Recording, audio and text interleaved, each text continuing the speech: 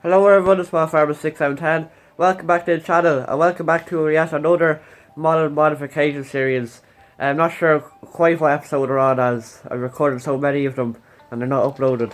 But anyway, what we're doing in this episode, you might see behind, I'm going to be converting a Siku Claas Silage Wagon to triple axle silage wagon to a double axle Strauttman Silage Wagon. So it's going to be a bit of a challenge. See if I can do it or not, and yeah, I'm going to explain more. So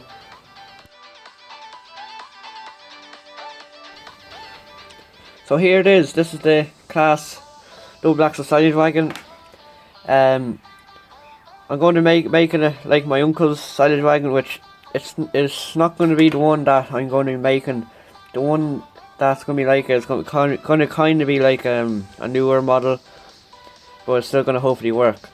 Now I kind of had this project on the long finger for a good while, but since Daniel is making our uncle's farm, I'm going to try and make the silage wagon. So we're going to try our best to our best ability to get all the machines replicated for the farm, our uncle's farm. So yeah, I'm going to get into it anyway. So as you see here, there's about 5 pillars or 6, and I was just thinking I'm going to cut this part here at this last pillar, and then I'm going to get the end tail door, and then I'm just going to glue it to the back, take off this axle, and then it should be ready for paint. Now it's hardly going to be as easy as that, as I'll have to do a lot of thinking, but that's what I'm going to imagine it to be from looking at it here. It's a Siku one, so it should be handy enough to work on. There's someone on Facebook, I forget their name, but he gave me some great advice. He done one himself and it came out really well, so thanks. I'm not sure if they might be watching, but thanks anyway. So I'm going to get into it anyway. I'm going to start by taking off the third axle. So I'm after taking the axle off there.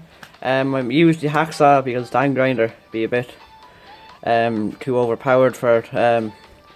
But yeah, next thing I'm going to, the good thing with Siku, as I said, they're quite easy to work on. So there's 3 screws, and then that should lift up the chassis from the body. So I'm going to try that anyway. I probably put a photo in of my uncle's silage wagon. I took a photo of it, so I should be able to put that in there. You've probably seen it there. So I'm going to do that there, and then I'm going to get back to it. Okay, so everyone, I'm making some good progress here, as you can see. I have the back axle off, and I have the back panel, you could nearly say, off. So now what I'm going to do is I'm going to get the angle grinder. I'm going to cut this here, and then this here off.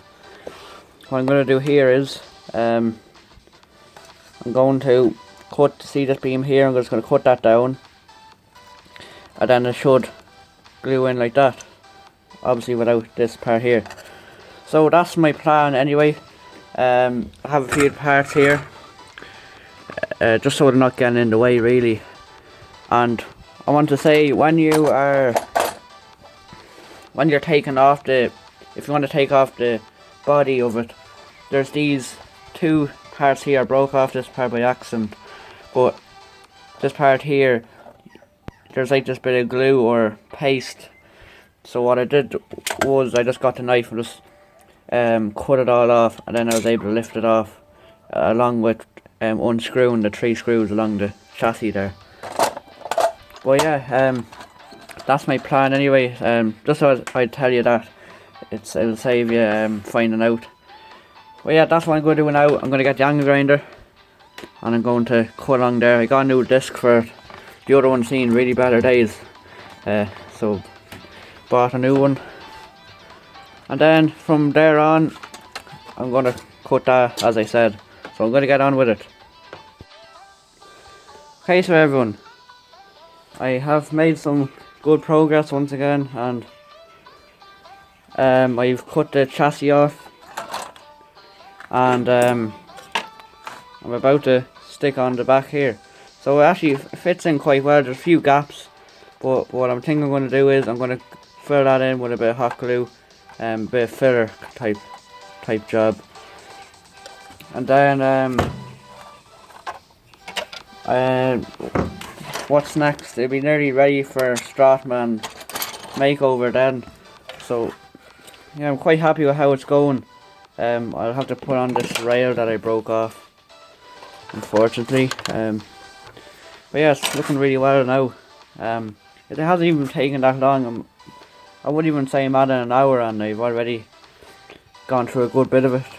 But yeah, what I'm gonna do is I'm gonna glue this back on, put on the rail, and then I'll put the camera back on and see where I'm at. Right, so everyone, I think it's been a really long time now. I've gone a good bit far ahead. From what I remember from last time, I was showing when I was cutting the part now. I got it all glued back together, and I got it glued back there successfully, and I primed it all. I took the tires off. The priming is pretty easy and all that, so I kind of showed that a good few times in the modification series or the conversion series. So what I've done is I painted it up. I painted it all by brush. I sprayed primer with the can. I painted it all by brush with Tractol 2-pack paint, and comes up really well, as you see. So I'm very happy with how it's coming along. I've also painted the inside, so I done all the conveyor, the chains and all, and I done the side here white. The door opens and all, and what I'm doing at the moment is I'm putting the tires back on. So I'm going to show you how to put on back the tires.